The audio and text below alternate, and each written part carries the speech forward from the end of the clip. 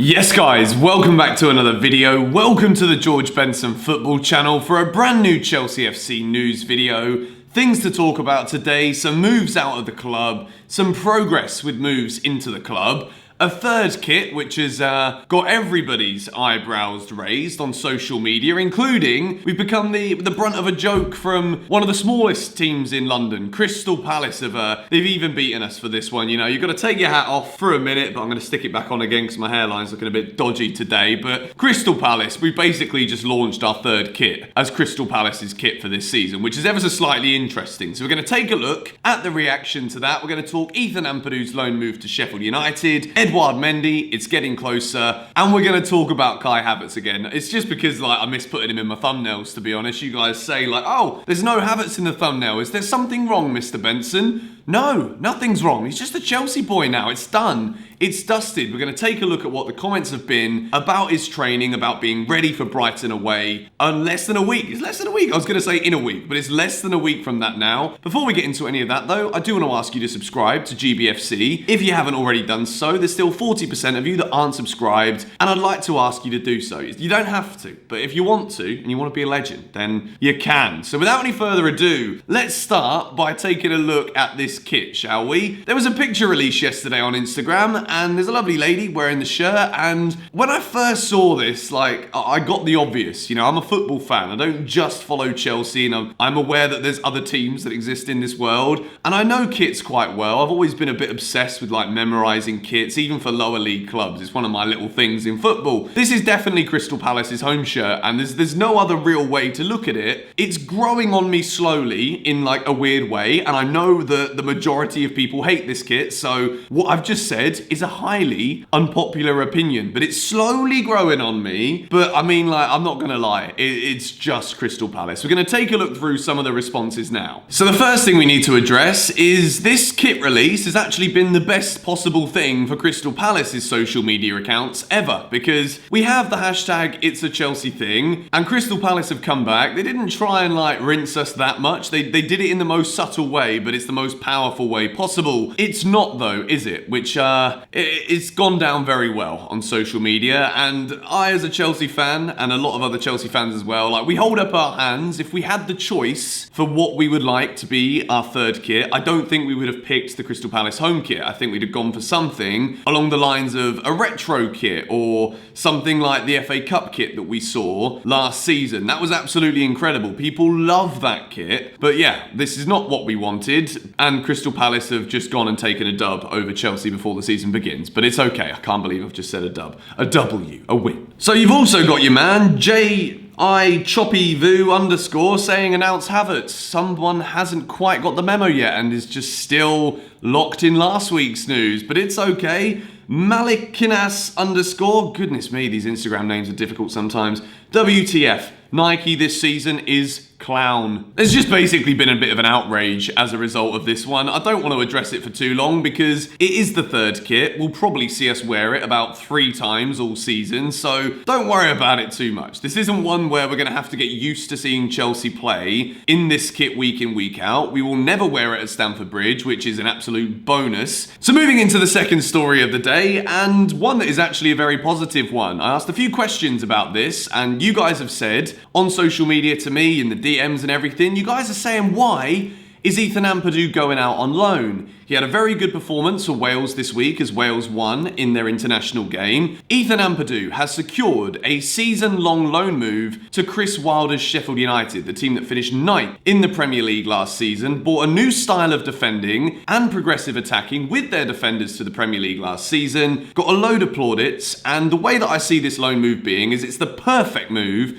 for Ethan Ampadu, for the reasons as I don't see Sheffield United being a top half team this season because I've seen a lot of other teams strengthen. They will definitely stay up again because they're very well managed. They've got some very good players in that side. Ethan Ampadu adds to that mixture as well. I expect Sheffield United to finish around 10th, which is top half, I know, but maybe even 11th. Ethan Ampadu in this team. What's Ethan Ampadu going to do, and what's he going to learn in this team? We know Chelsea Football Club see Ethan Ampadu as a centre-back option. We've bought in Thiago Silva, And we don't want to be that club that completely stunts the growth of a very, very promising player by keeping him at the club with no guarantee of minutes. He goes to Sheffield United and he's going to get a lot of Premier League minutes under his belt. But not only that, the reason why, in my opinion, this move is probably the best Premier League move that Ethan Ampadu could have got is because of the way that Sheffield United play. We saw this season, or the season just gone, the season coming is where we're going to see it with Ethan Ampadu. We saw that Sheffield United like to progress with their centre-backs in attacking movements, and obviously Chelsea know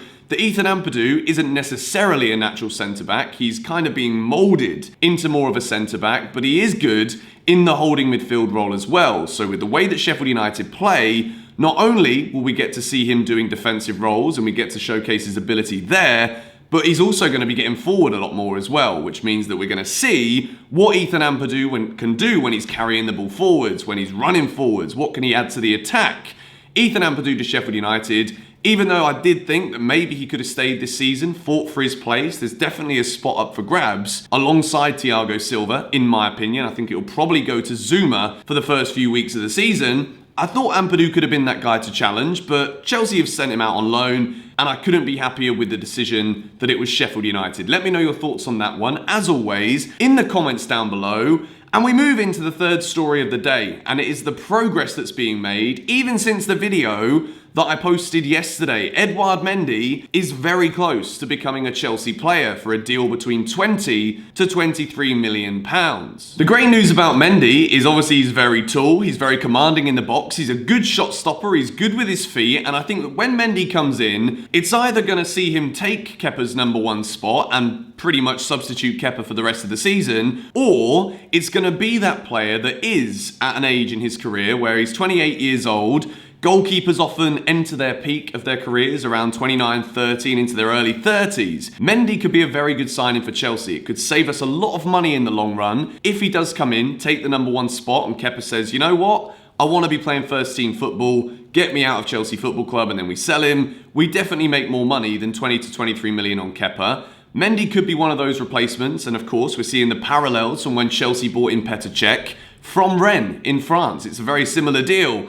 Obviously now it's a little bit more money. Petr Cech was bought in, I think, for 7 million, but 20 million to 23 million for a goalkeeper who's actually very good. He's got a lot of strong attributes already. Can be a little bit clumsy at times, but I think the thing with Kepa is whenever I see him in the box, particularly from corners, he doesn't really have a presence. He's not the tallest goalkeeper, and obviously Mendy comes in. He is a lot taller. We've all seen the pictures. We've seen his arms extend to the flipping Jupiter and Mars. The guy is going to come in and put a lot of pressure on Kepa, maybe take the #1 spot very early, and I think this is a very, very good signing for Chelsea. We know that Oblak was the dream. We discussed this in yesterday's video, saying how it's not going to happen. If it was ever going to happen, it was going to be for a Chelsea record deal again. We've just broken the record for Havertz. So is there really any point in going for him? Maybe not when there's cheaper options available. Give Kepa that push. Give him that one last chance because we can't secure a move away for him this summer and see where it goes from there. I'm excited for Mendy's signing. I think it shows that Chelsea have seen gaps in all of the positions across the field, goalkeeper, defender, midfield, attackers, and we've addressed them. Everyone's saying this has been like a FIFA career mode player's dream, what Roman Abramovich and Chelsea have done this summer, adding Mendy into that list as well. Even though the net spend, when we consider what we made from Hazard, has still been incredible. Chelsea have spent like 12 million in total on both Ziyech, Werner and Havertz, if we actually look at that Eden Hazard sale. So Chelsea bringing in Mendy for 20 million, I think it could be a bargain. He could come in and be the #1, and I'm excited to see this one close, and I think it could be within a couple of days. And the final story that I want to discuss today in this Chelsea news video is the fact that Kai Havertz has been training at Cobham, and not only has he been training,